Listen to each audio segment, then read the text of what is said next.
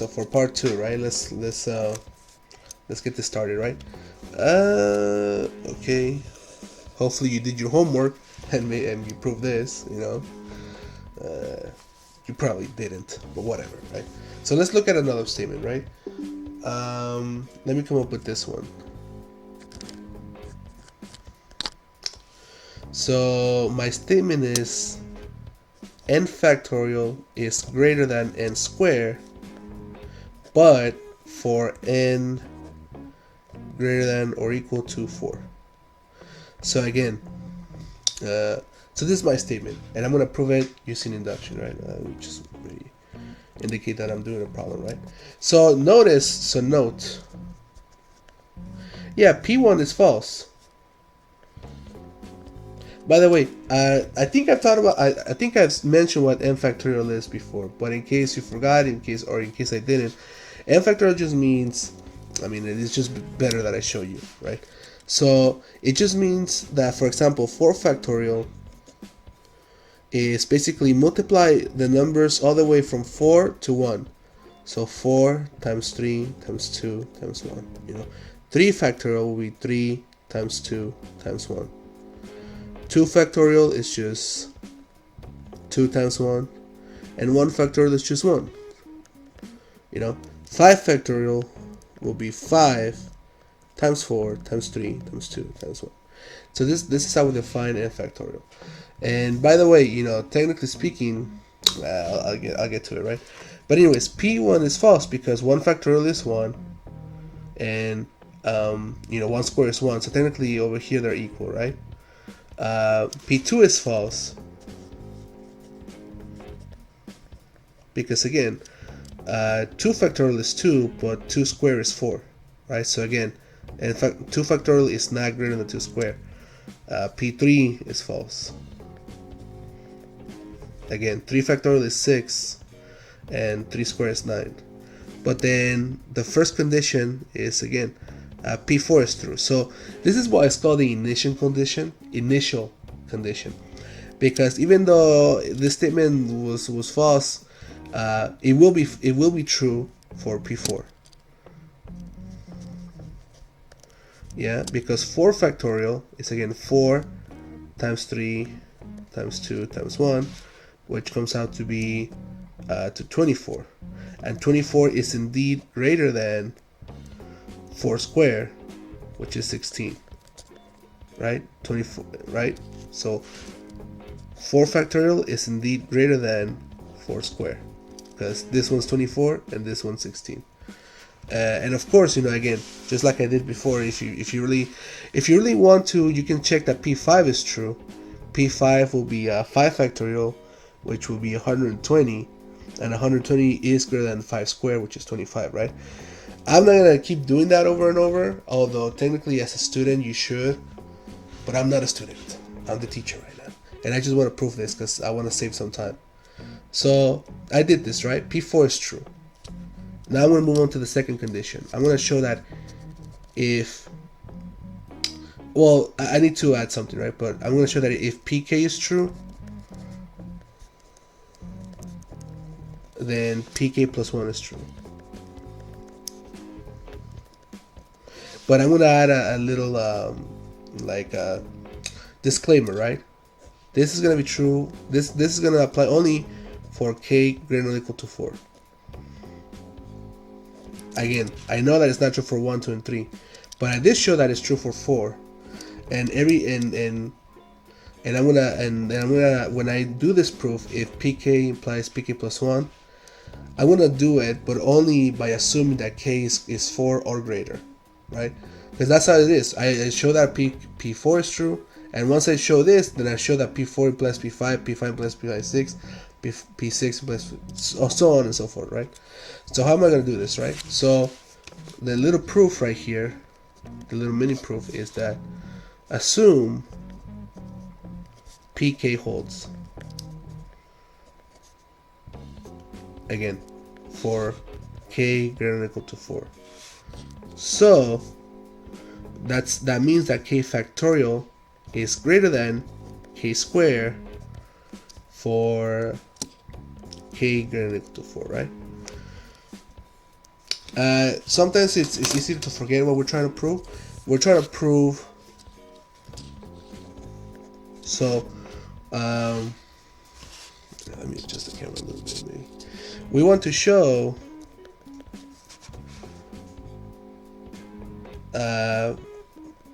pk plus 1. And what is pk plus 1? We want to show that k plus 1, parentheses factorial, is greater than k plus 1 squared. Okay, so this is what we're actually trying to prove.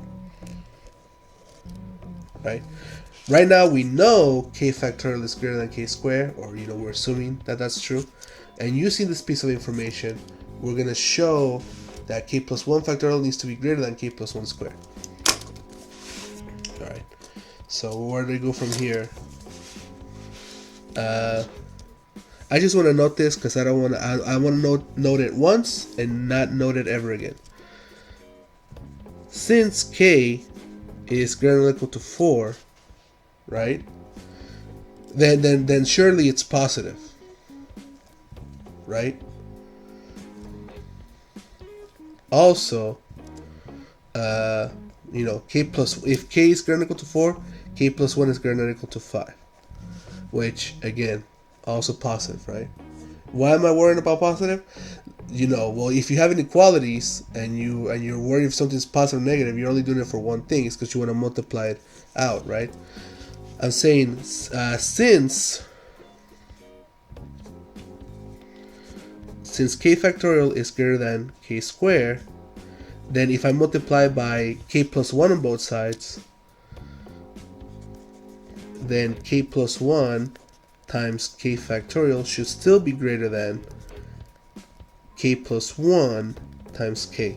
So why did I do that? Well, the thing is that this is a property of factorials, right? If I have k factorial and I multiply by k plus 1, I'm going to end up with k plus 1 factorial.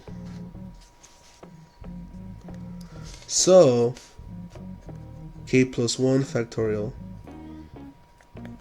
is right now at the moment strictly greater than k plus 1 times k. Yeah, I don't know. Think about it for a second, right? Look at this, right? Again, 4 factorial, right? If I multiply 5 times 4 factorial, right? So I will have 5 times 4 times 3 times 2 times 1. Isn't this precisely 5 factorial? Right? So 5 times 4 factorial, 5 factorial, right? If I multiply 7 times 6 factorial, yeah, that's going to be 7 factorial, right? You can see the logic in that, I hope. If not, put it down in the comments. So that's what I'm saying over here. If I'm multiplying k plus 1 times k, then I'm going to have k plus 1 factorial on the left side of the inequality. So okay, on the left hand side of the inequality, I have k plus 1 factorial, which is kind of, it makes me think, okay, I'm halfway done, hopefully.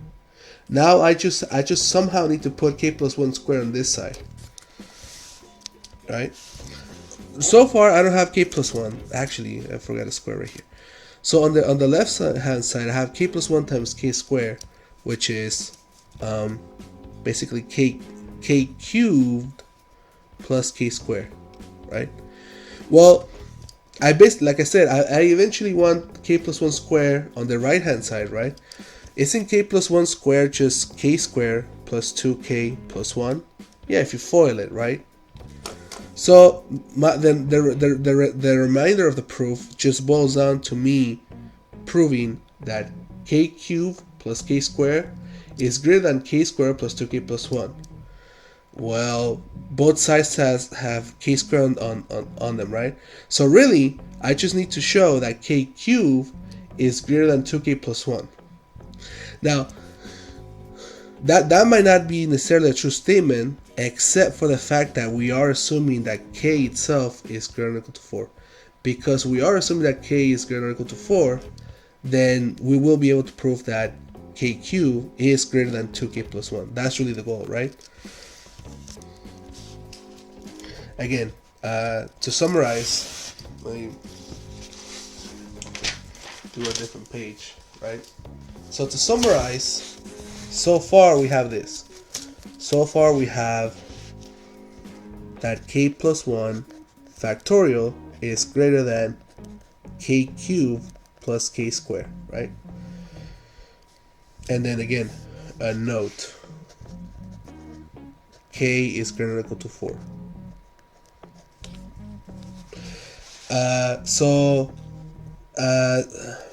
Again, I'm gonna put this in a bubble just to say, okay, so really we want k cubed to be greater than 2k plus 1. Why? Because if k cubed is greater than 2k plus 1, then we can, say this whole thing. Then we can say that this plus that is greater than k squared plus 2k plus 1, right? Basically because of this and that, right? If we show that this is greater than 2k plus 1, then we can do this argument.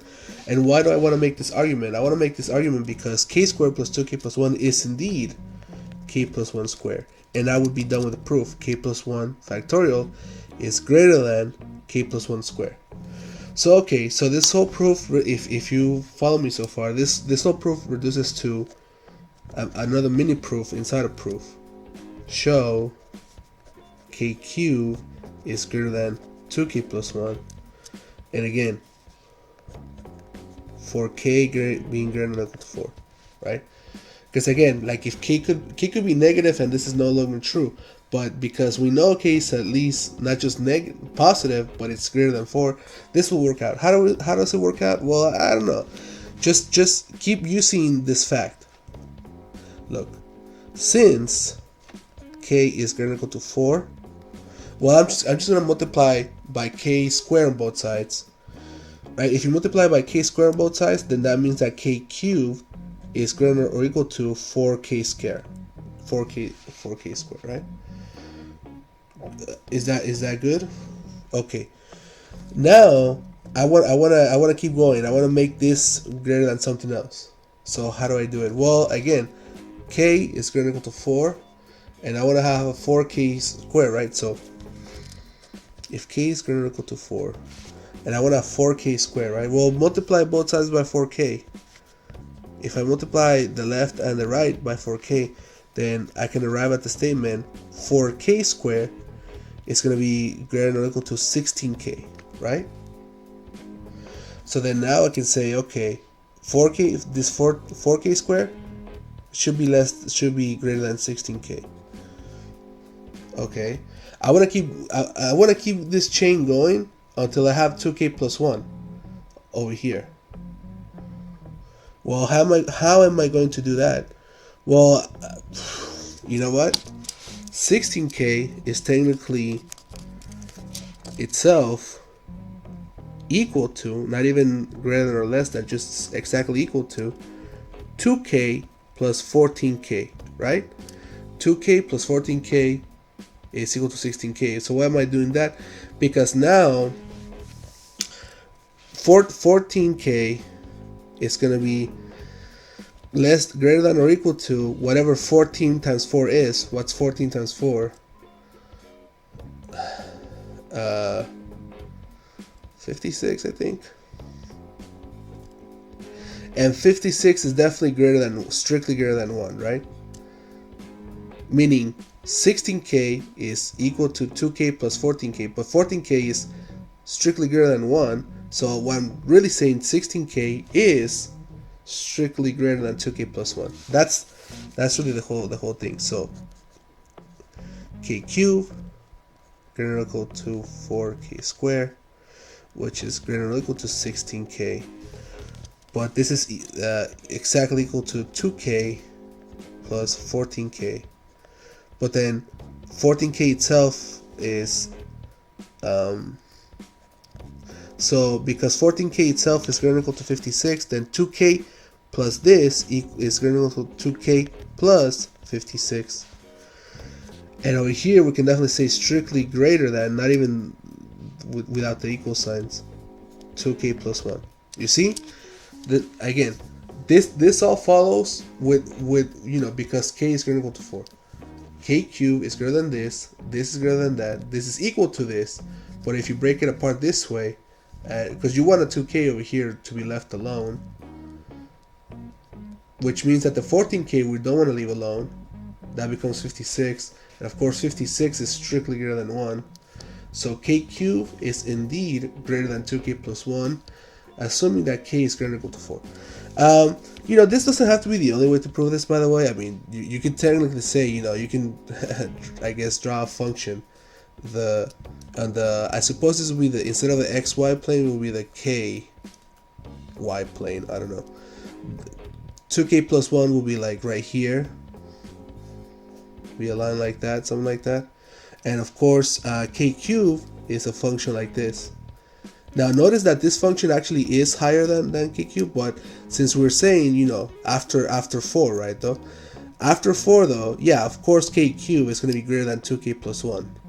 Now, by the way, I'm not sure that this will be such a rigorous argument to give your teacher, which is why I did it this way instead. But okay, we proved that, right? We proved that k plus 1 factorial is greater than this, but then this is just greater than 2k plus 1, right? And k squared plus 2k plus 1 is equal to k plus 1, so ultimately k plus 1 factorial is indeed greater than k plus 1 squared, right? So k plus 1 factorial is greater than k plus 1 squared. So in other words, k plus 1 is true. And that I mean, again, could have ended the proof probably a lot sooner, but that's like the complete proof, right? Okay, now let me show you an example where you might need not just pk, but p1, p2, p3, maybe not, right? Let me show you this, right? Let a1 be equals to 1, a2 equals to 2, a3 equals to 3, and for n greater than or equal to 4, a sub n equals a sub n minus 1 plus a sub n minus 2 plus a sub n minus 3. Meaning, just the three previous ones, right? Again, so a1 is 1, a2 is 2, a3 is 3, a4 is a3 plus a2 plus a1, so it's equal to 3 plus 2 plus 1, 6, so a4 equals 6, right?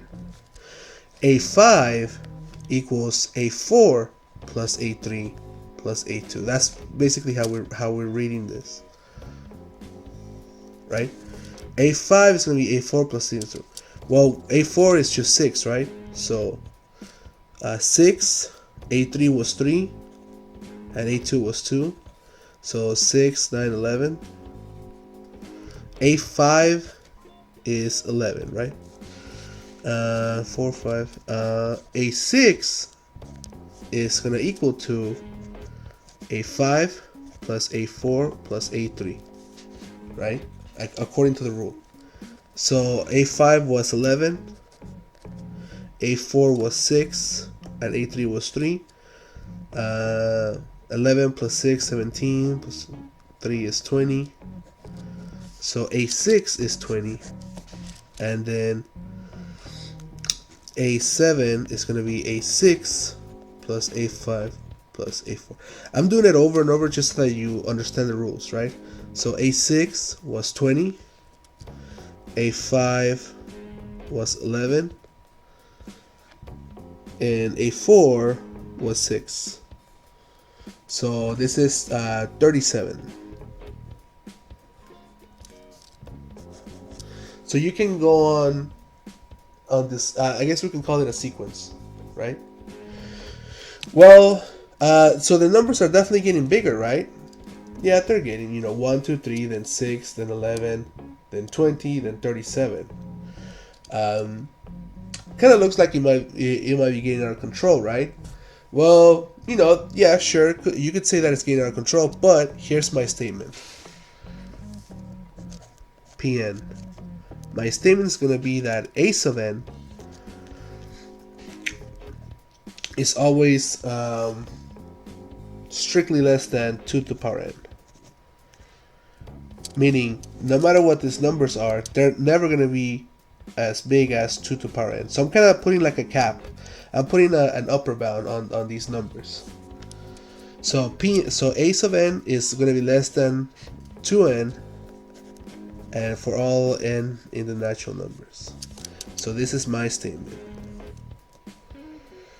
So let's check if that P1 is true. So how do we check P1 is true? So is a sub 1 less than 2 to the power 1?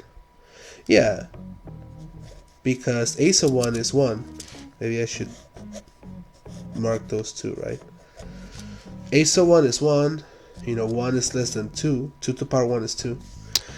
Just to check, right? P2 means that a sub 2 is less than 2 squared. What was a sub 2? A sub 2 was 2.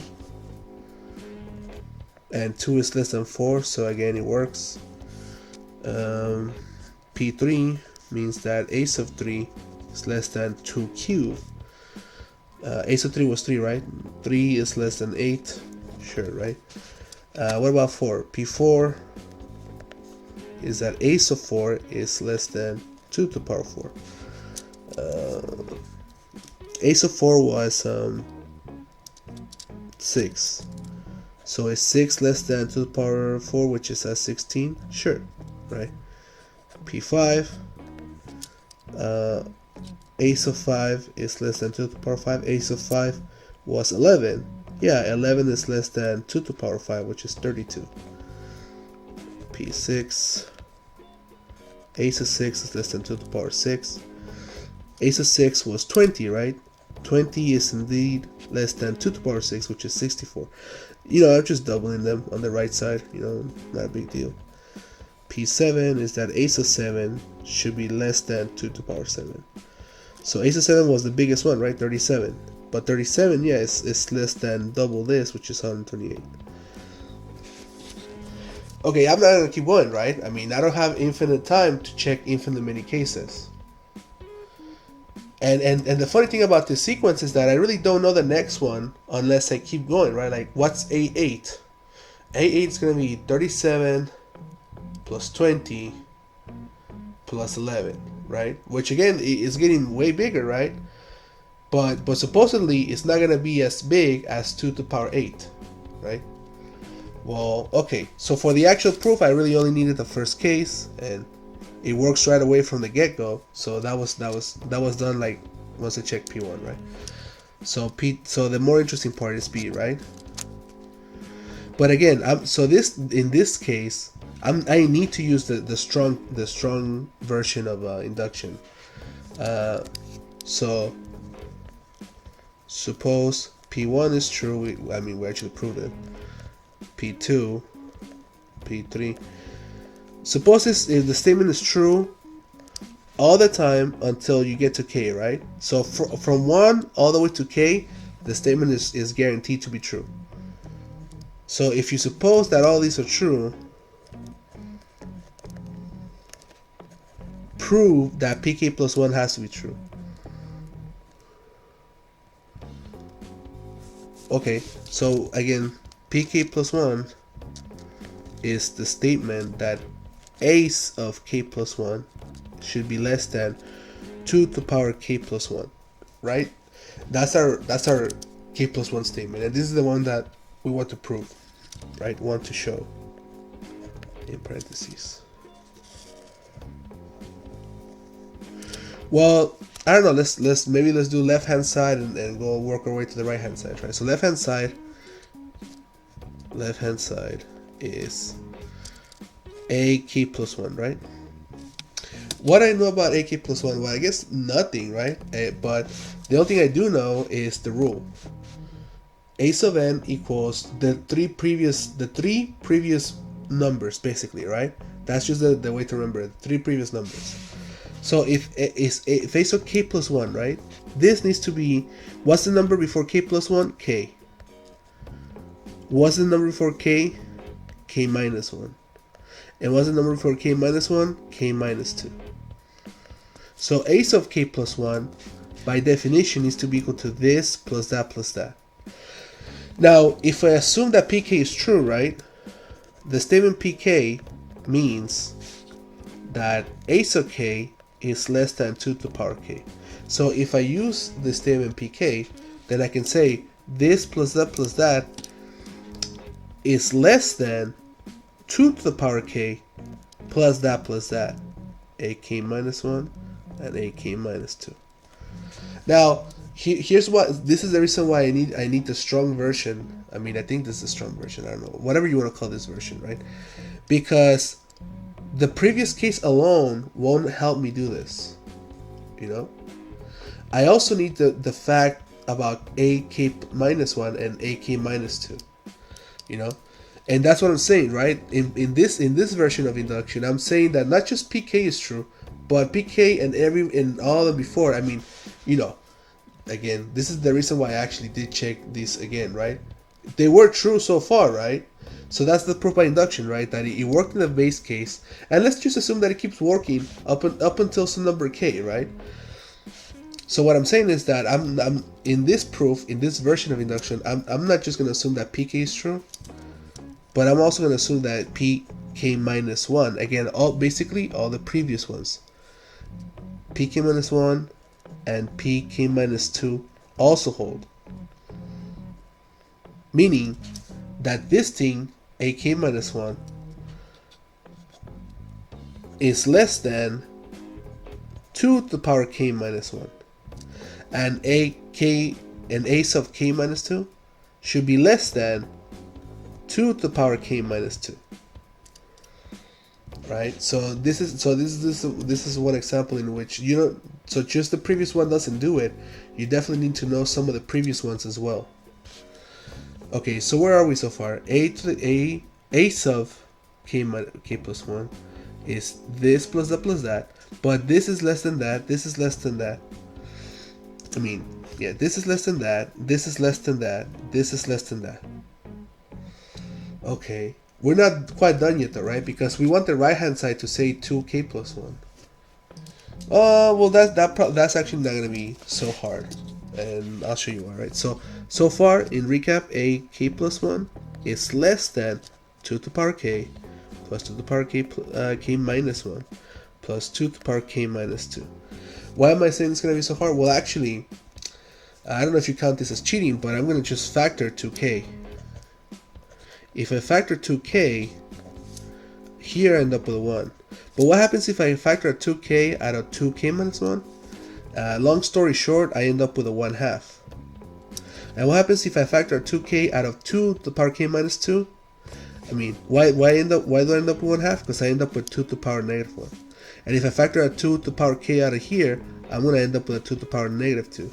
So again, if I factor 2k out of these three, I end up with 1 plus 1/2 plus 1/4. Right? And, you know, okay, what's this equal to? You know, I usually don't use decimals, but, you know, this is 0.5 and this is 0.25, so this is 1.75. Why am I doing this? It's because I really want to say that 1.75 is less than 2, obviously, right? Hopefully that's obvious. But why am I doing that claim? Because now I can do that this is less than 2 to the k times, you know, you see it, times 2. And what's 2 to the k times 2? Well, you know, you just add the powers. 2, oh, wrote that. 2 to the power k times 2 is going to be 2 to the power k plus 1. And that did it, right? A of k plus 1 is less than, eventually, 2 to the power k plus 1. But again, this proof probably wouldn't be able to be completed if it wasn't for the fact that I needed to not just assume that pk holds, but pk minus 1 and pk minus 2 also hold. I'm sure that in some extreme cases I might need every single one, even p1, you know, p2, p3. All right, so those are the two types of variations, but I just want to do one last thing. See, you know, so far all these statements seem like they fall in the realm of number theory, but so I was actually thinking of doing proof by induction in my number theory series, which is coming up soon. But to be honest, like I said, I did say that proof by induction comes in every place. So let me show you in a how it comes up in a, let's say, non-number theory way. If this is really a non-number theory way. But in my video of tautologies, I don't know if you've seen them. You should see it so you can know what's a logically okay statement to make. I made the statement, right? If P implies Q and Q implies R, then really, ultimately, P implies R.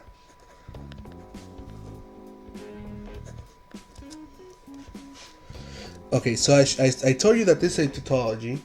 Didn't really show it to you, but then later I just show you this follow-up.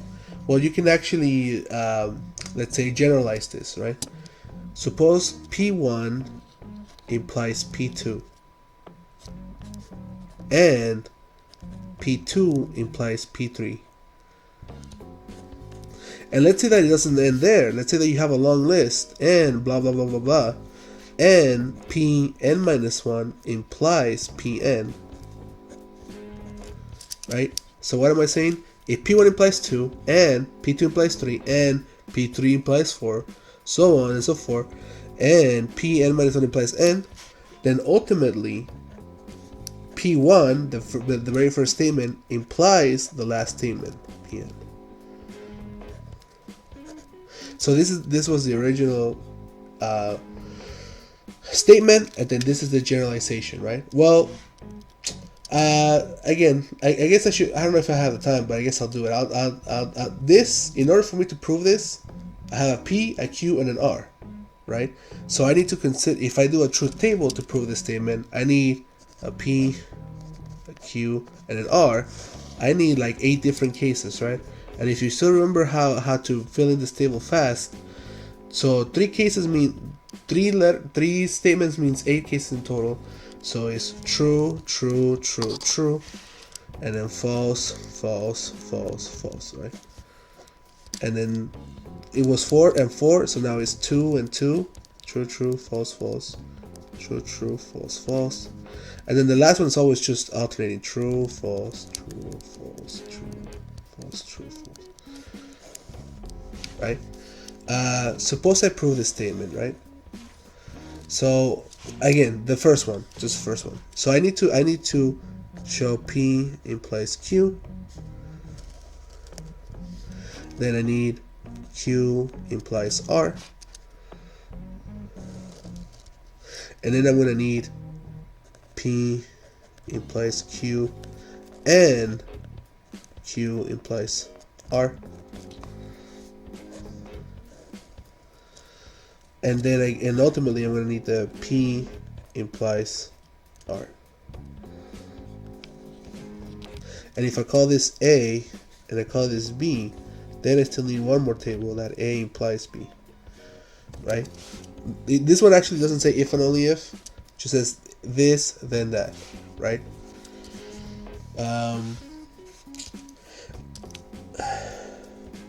Let's do this at the end. Right? What I'm saying, because I already know it should be a tautology. Like these, by that I mean that at the end of the day, all of these should be true. The A implies B, right? But notice, so again, if I have 3 statements, I need to do 8 cases. Suppose I have P implies P2, P2 implies P3, Pn implies Pn minus 1, therefore P implies Pn. I would need to make a table that's infinitely times, well, if this is n, then I'm gonna need a table that's 2 to the power n cases. So like if this was 10, I need to do a truth table that does 2 to the power 10, right? Instead of being 8 rows, it will be 2 to the power 10 rows. Ain't nobody got time for that, right? No. So instead, you will prove it by induction, right? So basically, this statement will be my Pn. Pn is that if P1 implies P2 and yada yada yada up until Pn minus 1 implies Pn, right? Then P1 implies Pn, right? Doing a proof by induction sounds like a much better deal than doing this impossible 2 to the power n tables. Again, no, right? You can't do that. I mean, the bigger the n, the more tables you would have. No one has time to check that, right? So instead, we're just going to use proof by induction to prove this statement, right? So now, I guess I suppose though, right, that this generalization is based on this case, and this case comes from 3. So I should say that Pn is true for n greater than or equal to 3. So meaning, I'm not saying, I don't know if what this statement even means when n equals 1 or when n equals 2, but what I will prove is that it is definitely true for 3 and after, right? So my base case, when I do this proof, base case, for me is to check P3 is true, right? Why is it so? So is P3 true? Yes, because P3 is the statement. And I'm just gonna say it's the original statement. You know, that's what P3 is. P1 implies P2 and P2 implies P3, then P1 implies P3. So if I can prove this statement, which I would do it by doing the truth table, that would be the same thing as me proving the thing, right? Is P3 true? Yes, it's gonna be true. I'll do the truth table at the end. So then let's get to the juicy part, right? If PK holds, then PK plus 1 holds. I need to prove this, right? PK implies PK plus 1. So how do I start with my mini proof? So assume PK holds, meaning so you know that this following statement is true. P1 implies P2. PK minus 1 implies PK.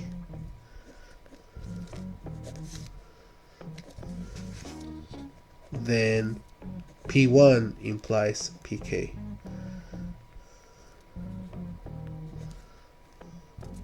Right? Again, something to forget. What I want to show, right? I want to show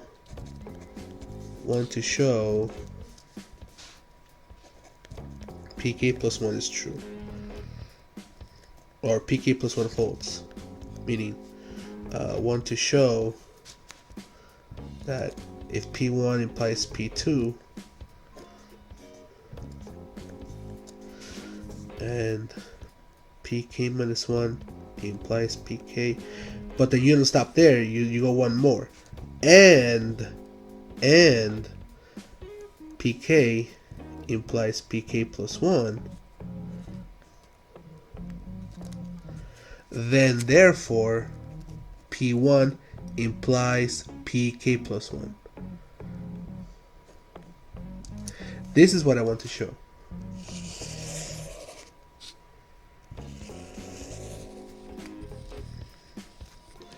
Right? So I know that if P1 implies P2, and if this chain kind of holds up until K, then I can jump to say, therefore P1 implies PK.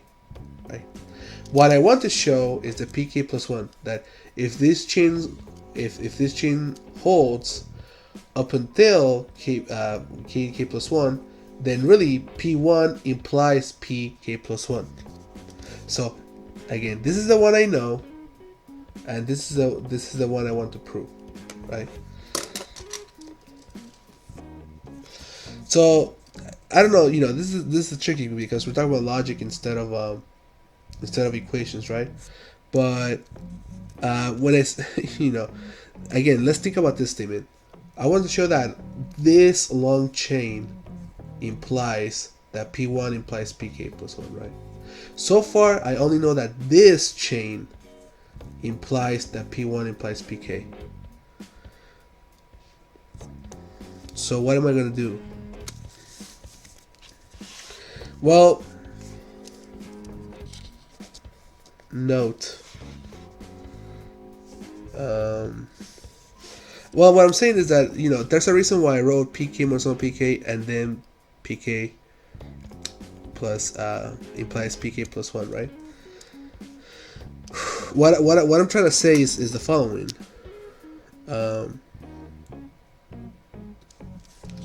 If I know P1 implies P2, and I'm using words right now, and P2 implies P3, and and I know that PK minus 1 implies PK, and one more time, PK implies PK plus 1. So if I know that P1 implies P2, P2 implies P3, PK minus 1 implies PK, and also I know that PK implies PK plus 1. Now, this last statement is there's nothing wrong with that, right? I want to prove that this long chain implies that P1 implies PK plus 1. This is the end goal. I want to show, I think that's really the goal. I want to show that P1 implies PK plus 1. Over here, I know that this little chain implies that P1 implies K. So this little chain implies that P1 implies PK. I want to show that this longer chain implies that P1 implies PK plus 1. So if I know that P1 implies P2, and I know that P2 implies P3, and I know this, and I know this one extra, right? Well, if I know all of these things, then I know this holds.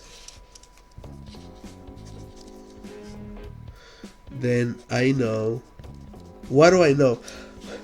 I know this, and I know that, and I know this, and I know that, right?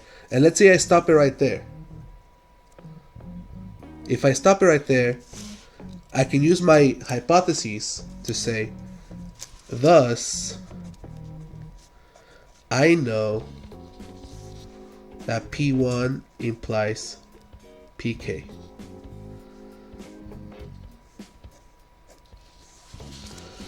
Okay, so what am I gonna do?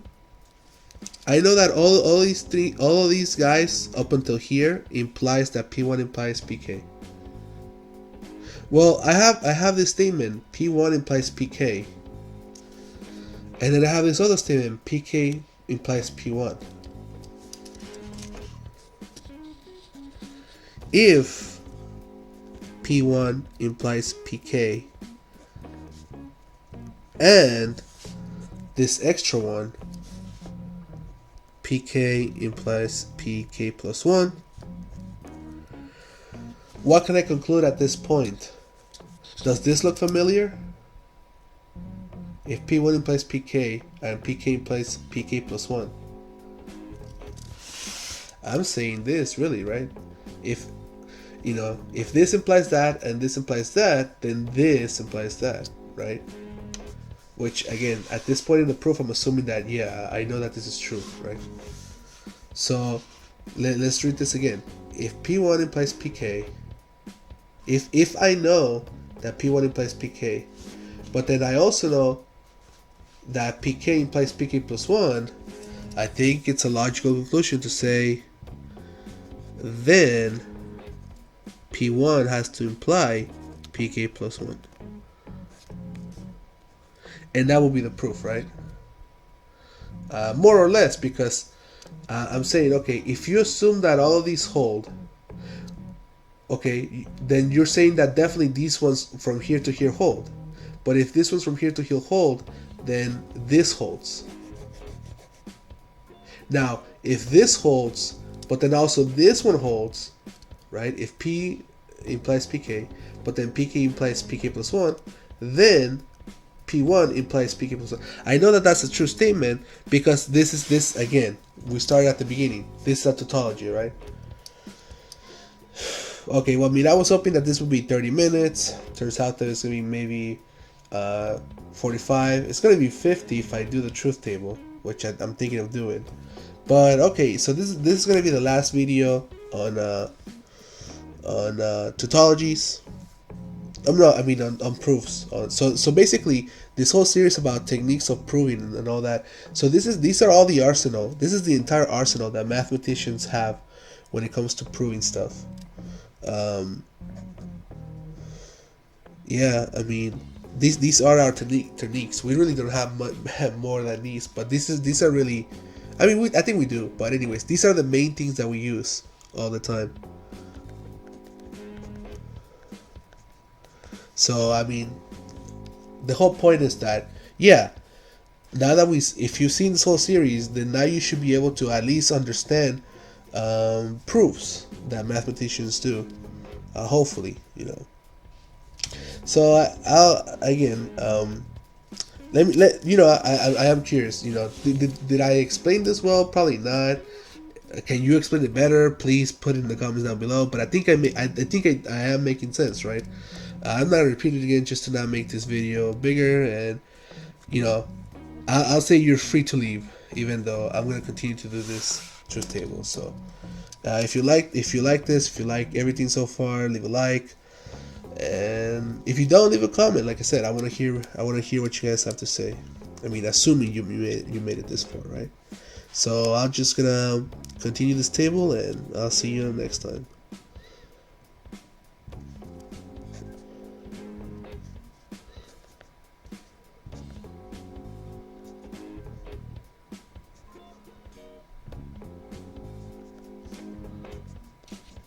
Okay. So true, false, false, false, true.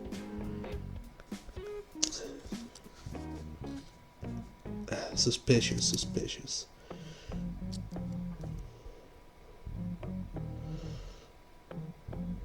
Okay. P implies R. This one's kind of hard to see. True, false, true, false. And then this one should be true. Okay, so then I did this right. Does A imply B? True, true. Well, this should all be true because they start with F. True. And it worked out. Well, alright. See you guys next time. Again.